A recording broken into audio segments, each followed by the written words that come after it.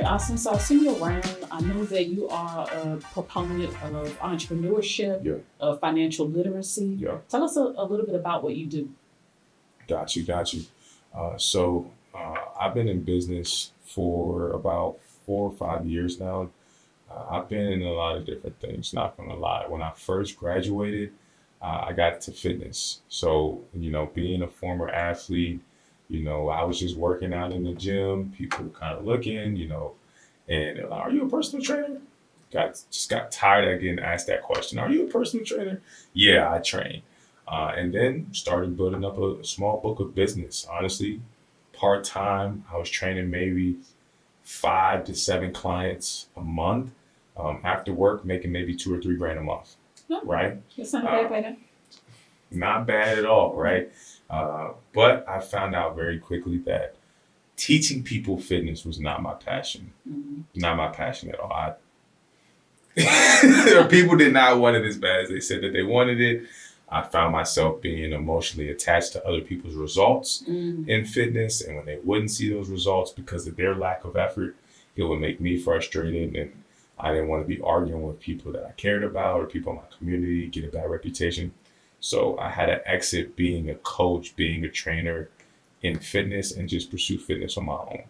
And so I'm a proponent of, health as well, right? I've also been a part of a media company, TD and Vision, and the main mission right there is to use multimedia to empower the freedom of expression. Media is one of the most powerful tools that we have as a society. It allows us to be in multiple places at once and allows us to be able to impact as many people as we can. So, for the last, let's call it 3 years, I've been a part of TD and Vision, part of their executive branch of their company, just helping when it comes to expansion, when it comes to the financial management of things, just exploring that right there. My main revenue engine right now is financial services, and so keep it very simple. Me and my wife, we run a financial services agency.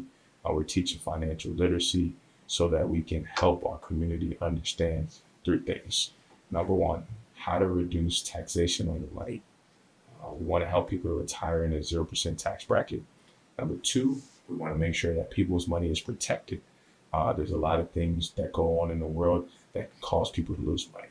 And so we want to make sure that politics, the economy, weather, emotions can't affect someone's finances. And then lastly is making sure that their money is actually working for them.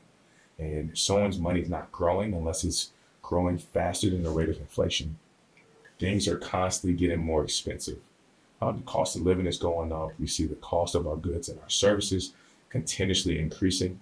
If your dollar is not growing faster than the rate of inflation, you're losing spending power.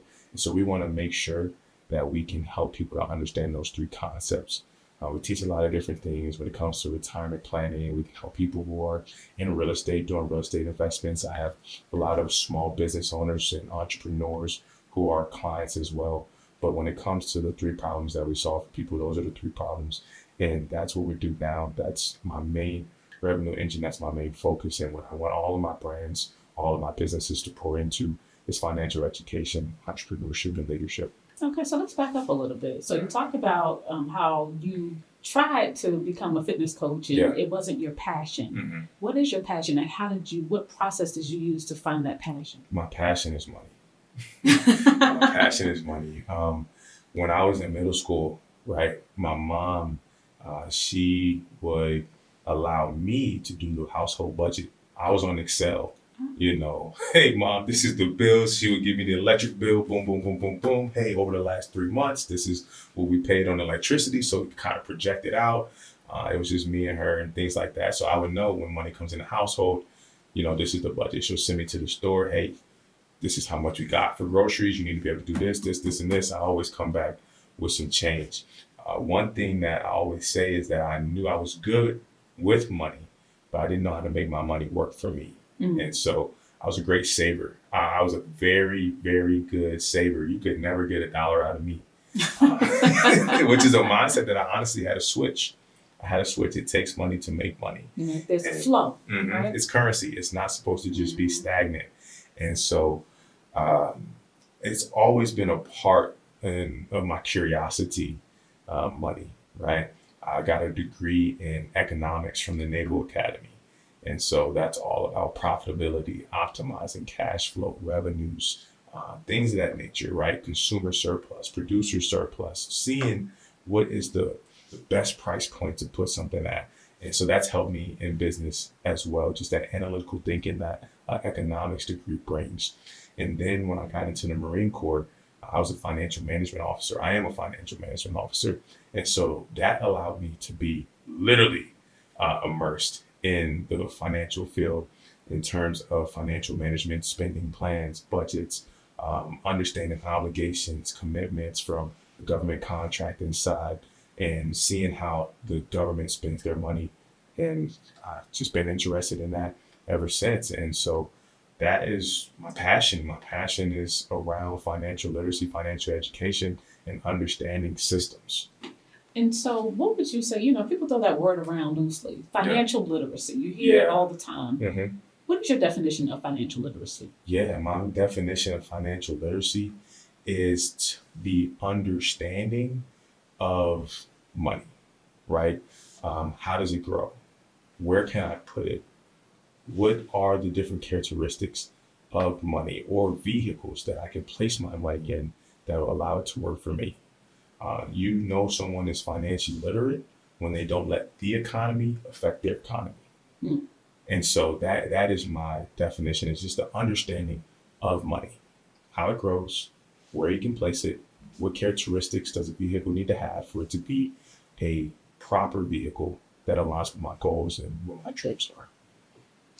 So you mentioned that you've worked with investors, you've worked with entrepreneurs, small Yeah. business owners. What are some of the mistakes that you've seen people make? Yeah, so they're focused on the wrong thing. A lot of people are focused on their rate of return first. They're focused on what's the best place to put my money, when the fundamental thing is how do you think about money? And then, They have no understanding of the frameworks and systems that they should be putting in place when it comes to their money. And then the second is cash flow. Cash flow is one of the most important principles. People are trying to understand how to invest before they know how to earn money. A lot of people use the term make money. There's only one place in the world that makes money, and we don't work at the Mint. Right? So right. learn how to earn money first. If you have no understanding of how to earn money, you don't need to be investing. And so people are putting that investments and they're trying to, do all these different things before they understand how to go out there and be a valuable contributor to society. Hmm. It starts with entrepreneurship and then it goes into that financial literacy piece for me. So if I were a novice investor and I learned about cash flow, maybe Yeah. I have something coming in through a small business Yeah. or some entrepreneurial journey or Mhm. something that I'm undertaking. Yeah. What would be one of the first steps that you would suggest that I take as far as getting into the investment side of things? Before you get into the investment side of things, one, you have to do a safety net, then you have to have your risk mitigation plan. So before I can risk money, I need to have risk mitigation in place. That was one of the biggest things that I saw when I did step into a new business was, hey, you guys, we are stepping into obligations where we're making promises to people to pay money every single month, like rents and recurring subscriptions, but we have nobody promising to pay us money every single month. So our obligations reoccurring were higher than the commitments that we had reoccurring. And that was something that I had to fix right away when I stepped into a new business. And I was like, hey, let's turn these things around. Let's change this. Let's get as slim as possible. I call it getting lean. Let's get lean, y'all. We need to be able to make sure that our reoccurring commitments coming in are larger than our reoccurring obligations going out.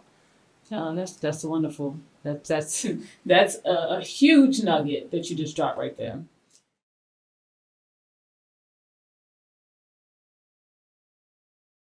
So, we're both entrepreneurs. Yeah. I've shared my story several times with people about how I just up and quit. Yeah. We know that yours has been more of a smoother transition. I wouldn't So tell say us- smooth. Nah, it's definitely not smooth. Definitely wasn't Strategic as smooth. rollout. A strategic rollout, right? So tell us how this transition has been going for you and what steps you have taken so far. Yeah. So I knew coming out of the academy, number one, I wasn't going to be in the military long term. I knew that I was going to be my 5-year obligation and then I was going to be transitioning. So in my mind, I never settled. I was consistently looking for the next thing. Getting a degree in economics. It's like, okay, cool. I can more than likely take this degree, go work at Google, Apple, Facebook, Amazon, be a financial analyst, probably double or triple my salary. Mm-hmm. That was my mindset in the beginning. I read a couple crucial books that Name a changed few. my mindset. Okay, first one that I read was Set for Life. That's a book on real estate investing. Then I read The Gap in the Game. That was more mindset, understanding that most people focus on the gap of where they're going rather than looking at the gain of where they came from, being able to celebrate themselves. Mm-hmm. Psycho-cybernetics, Yes. that talks about the inner success principles, Mhm. the inner success mechanisms that you have. And as long as you know where you're going, you don't have to know how to get there. You'll figure it out as long as you keep your mind on what you want. And then I read How an Economy Grows and Why It Crashes. Mm. And it took me all the way back to origins of money, the financial markets and things of that nature, to where we are today in America. Well, somebody right now, they want to be in your shoes. They want Yeah. to leave their job, leave corporate, and Yeah. start their own business. What is the first step? The first thing, Aside from mindset, because you did mention that in the beginning. I'm going back there. You're not going to get me away from there. The first thing is accepting that you don't know anything. Absolutely. You don't know anything. The person that I know that makes the most amount of money is the person that's hungriest for learning. Really? And it's, wow, this person is running a 7, 8, 9-figure business. Why is he more hungry to learn new things than I am? So that's the first step. It's, So the first step is to learn. yes. Okay. So learn what exactly?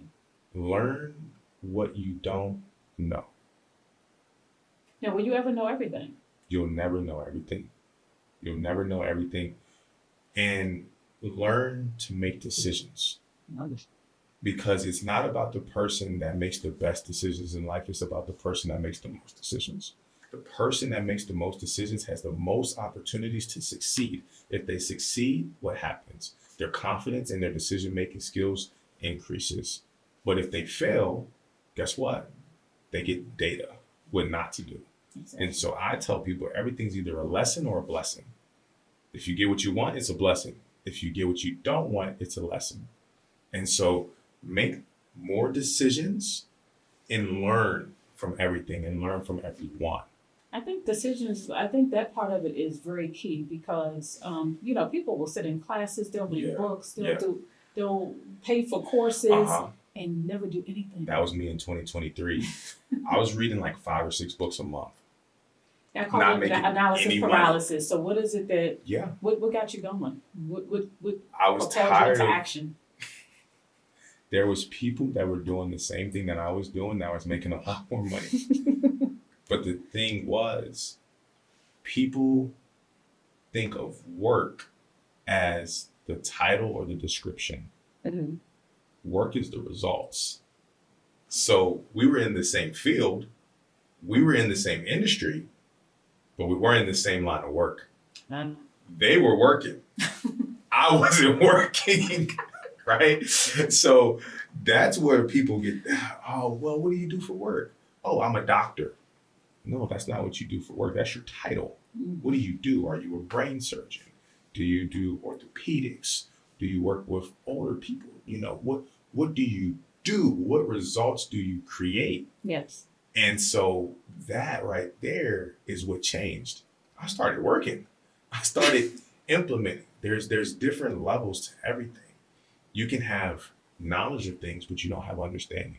And I learned this when reading the Bible about 2 weeks ago. I was reading the book of Proverbs. It talked about knowledge, understanding, and wisdom.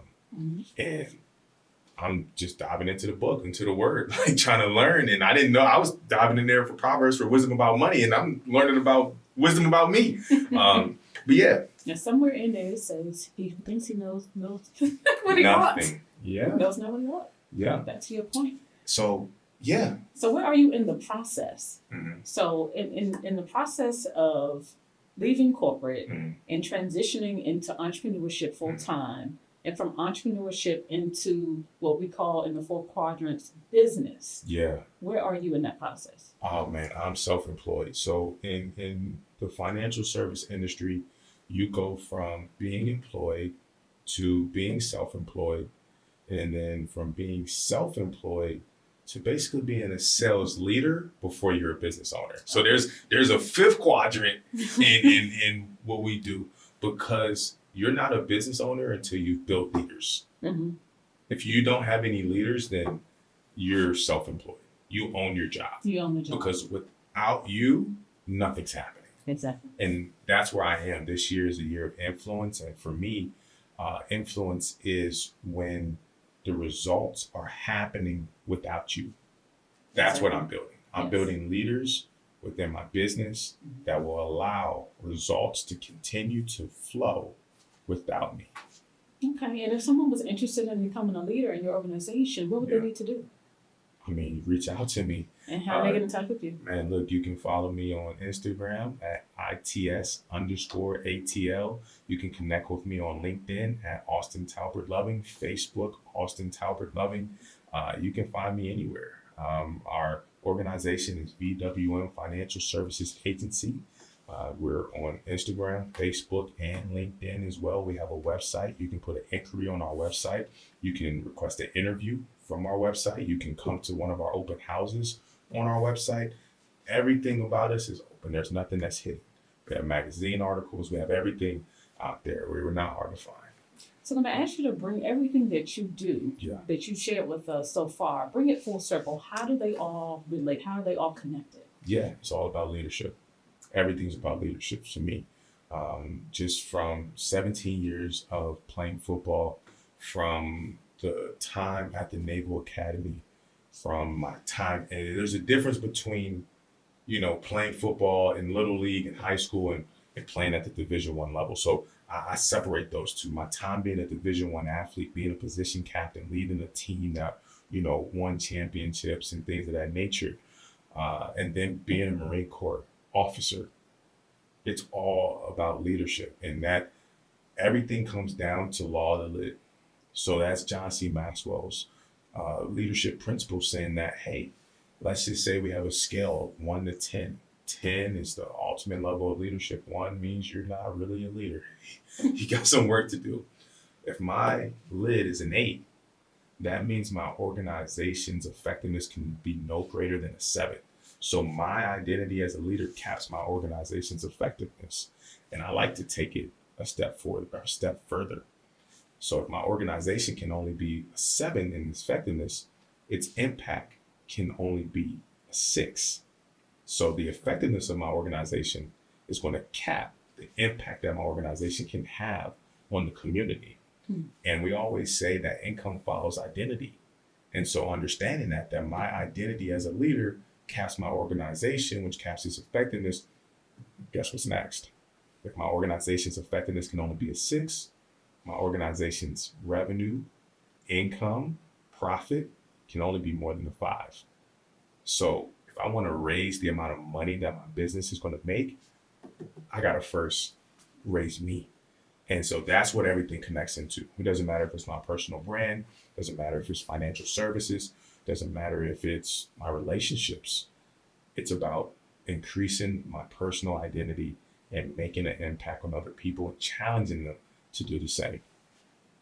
If you could leave your viewers with one last thought, one inspirational thought, or Yeah. maybe something that they've missed, maybe something that is going to cause them to take action, because that's really the piece right there. Yeah. You know, taking action. Yeah. What would it be?